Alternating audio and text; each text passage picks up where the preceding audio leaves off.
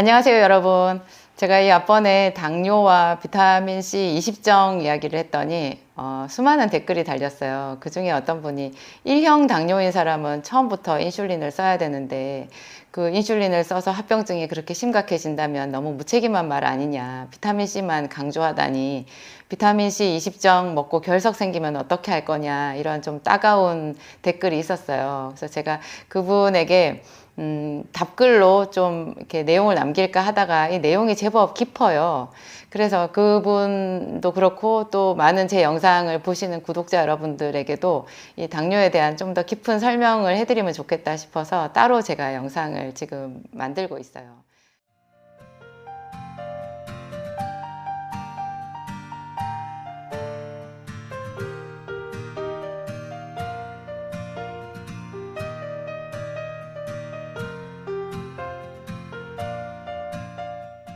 여러분 1형 당뇨, 2형 당뇨 이런 거 들어보셨어요? 그러니까 그 질문을 올리신 분은 당뇨에 대해서 좀 전문가적인 지식을 가지고 계신 거예요.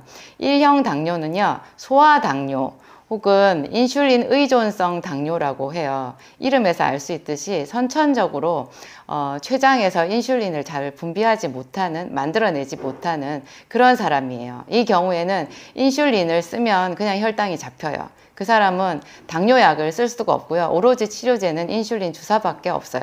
그게 이제 1형 당뇨고요. 이름에서도 알 수 있듯이 소아당뇨, 그러니까 선천성으로 이렇게 되잖아요. 그분이 말씀하신 대로 그냥 처음부터 인슐린을 써야 되는 거죠. 두 번째 이제 제가 주로 이제 제 영상에서 말씀드리는 당뇨병, 그리고 많은 다른 어떤 채널에서 혹은 책에서 말하는 당뇨라고 하는 것은 1형 당뇨가 아니고요. 2형 당뇨를 말해요. 2형 당뇨는 인슐린 비의존성 당뇨라는 별명을 가지고 있어요. 인슐린 비의존성 당뇨. 그러니까 인슐린 때문에 문제가 되어서 당뇨병이 생긴 건 아니라는 거죠. 다시 말하면요, 그분의 몸속에는 인슐린 호르몬이 이미 충분히 있든지 아니면 좀 더 과도하게 많은 경우가 대부분이에요. 그래서 이런 분들은 병원에 가면 의사들이 먹는 약을 처방을 해요. 그것은 인슐린이 아니라 그냥 먹는 약으로 하는 거죠. 그런데 그 먹는 약도 상당 부분이요, 인슐린 분비를 더 촉진하게끔 되어 있는 그런 약들이에요. 그러니까 그 약을 먹든지 아니면 인슐린 주사를 맞게 되면 어떻게 되겠어요? 평소에도 인슐린이 정상이든지 혹은 정상보다 약간 높은 상태에 있는데 거기다가 더 췌장에서 인슐린을 많이 분비하게끔 쥐어 짜든지 아니면 주사로 인슐린을 집어넣는 방법을 쓰고 있는 거예요. 먹는 약 중에서 인슐린과 무관하게 작용하는 약도 물론 있기는 있어요. 그런데 기본적으로 제일 많이 쓰는 당뇨약이 그렇다라는 거예요, 원리가. 그 중에서 이제 특히 제가 인슐린 이야기를 한 거잖아요. 인슐린 비의존성 당뇨는 인슐린이 몸속에 많은데도 왜 혈당이 조절이 되지 않고 거기다 추가적으로 인슐린을 더 쓰면 또 가장 빨리 혈당이 잡히는 그런 이상한 상태에 있는 것일까요? 이것을 규명하는 어떤 밝혀내는 전문 용어가 있는데요. 그것이 바로 인슐린 저항성이라는 말이에요. 그러니까 인슐린에 저항하는 뭔가가 있대요, 당뇨병 환자들한테는. 2형 당뇨병 환자들에게는 인슐린은 충분히 있는데 그 인슐린이 제대로 세포 속에서 작용하지 못하게, 세포 속으로 혈당을 집어넣지 못하게, 당분을 밀어넣지 못하게 하는 인슐린의 작용을 회방하는 뭔가가 있다라는 거예요. 그것을 인슐린 저항성이라는 말을 쓰는 건데요. 이 저항성이라는 단어는 있지만 인슐린 저항성을 그 원인을 어디에 이렇게 있는 것인지 규명은 하지 못했어요. 만약에 규명을 했다면 거기에 대한 약도 만들기 쉬울 텐데요. 알 수는 없고 그냥 용어만 그런 게 있는 거예요. 그러니까 제 말이 인슐린 비의존성 당뇨병인 사람, 보통 성인형 당뇨병이 다 그건데 그런 사람들에게 추가적으로 인슐린을 더 넣어주거나 더 분비되게끔 하게 되면 결과적으로 그 사람 몸속에는 인슐린이 고용량으로 올라가게 되는 거예요. 비타민 고용량 요법이 아니라 인슐린 고용량 요법을 쓰게 되는 거죠. 그게 몸에 얼마나 해롭냐. 그래서 인슐린이 우리 몸에 꼭 필요한 호르몬이지만 이것이 너무 고용량으로 올라가게 되었을 때 제가 말씀드린 그 합병증이 쉽게 온다, 그 이야기인 거예요.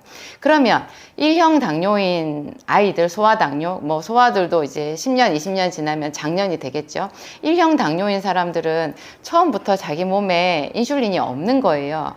없는 상태에서 적당량의 인슐린을 넣어주니까 그 사람 몸에는 인슐린이 고용량은 아니잖아요. 그러니까 제가 말씀드린 그런 합병증하고는 좀 거리가 멀어지는 거죠. 인슐린으로 인한 합병증이란 인슐린이 고용량으로 있을 때를 전제로 하는 거잖아요. 그러니까 1형 당뇨인 사람들은 그 기본 전제에서 벌써 좀 벗어난 거고요. 그리고 무엇보다도 그 1형 당뇨인 사람들은 다 소아고 청년이고 젊잖아요. 이런 사람들은요, 혈관 상태가 좋아 있는 거예요. 젊으니까. 그런데 2형 당뇨인 사람들은 성인병이거든요.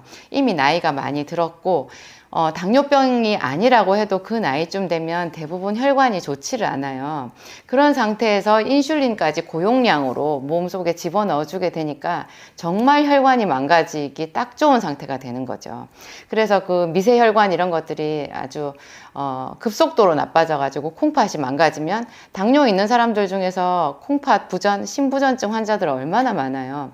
콩팥은 미세한 혈관의 묶음이거든요. 그게 금방 순식간에 망가지는 거예요. 이것을 막는 가장 좋은 방법이 제가 쓰는 생기산하고 비타민C를 쓰는 건데요. 생기산이 믿음이 안 가서 혹은 형편이 안 돼서 뭐 여러 가지 이유로 못 먹겠다 하시는 분들도 비타민C만 많이 먹어도, 그때는 최소한 한 15정에서 20정을 말해요. 이것만 많이 먹어도 놀랄 정도로 합병증이 치료되든지 지연되더라는 거예요. 그거를 제가 제 임상에서 발견을 해서 여러분들에게 이 좋은 정보를 공유해 드린 거예요. 많은 분들이 좀 이것을 듣고 이해하시고 이 비타민C의 혜택을 누렸으면 좋겠다라고 하는 것이 제 마음이니까 여러분들도 좀 공감해 주시고 이런 임상 한번 여러분 몸에 활용해 보시기 바랍니다. 비타민C 때문에 결석 여러분 생기지 않아요. 여러분 주변의 환자들 보세요. 결석 있는 사람들 비타민C 먹어서 결석이 생겼던가요? C하고 상관없이 그냥 결석이 생겼어요. 근데 저에게는 오는 환자들이 뭐 병을 한 가지만 가지고 오지 않으니까요. 결석도 몸에 많이 갖고 계신 분들이 다른 병까지 겹쳐서 저한테 오시는데 제가 그런 분들에게 비타민C 고용량 쓰거든요. 처음엔 저도 무서웠어요. 써도 되는지. 이 결석 생긴다. 혹시 뭐 100에 하나, 1000에 하나, 만에 하나라도 생기면 큰일이잖아요. 근데 아직까지 한 번도 없었어요. 그나마 또 이 비타민C를 먹기 전부터 본래 결석이 정말 많이 생긴다라는 분을 제가 만났는데요. 그분은 어떤 의사 선생님이 가르쳐 주셨대요. 결석 없애는 방법을. 그 의사 선생님이 참 고마운 분 같아요. 이렇게 그냥 현대의학의 어떤 테두리 안에 갇혀 있지 않고 환자들을 위해서 정말로 고심하고 문헌을 찾아보시고 그렇게 하신 분이 아닐까. 제가 아주 감사한 마음이 있어요. 그분의 이야기로는 칼륨을 먹으면 돼요. 칼슘 말고 여러분 칼륨이 있거든요. 우리나라 제품 중에서는 칼륨이 잘 없는데 해외 직구로 어떤 칼륨이든지 괜찮아요. 칼륨을 사서 하루에 한두 알씩 먹어보세요. 거기 그 병에 적혀 있는 복용량보다 약간 적게 먹어도 돼요. 칼륨만 먹으면 그냥 결석은 다시 안 생기든지 있던 결석도 작아질 수 있거든요.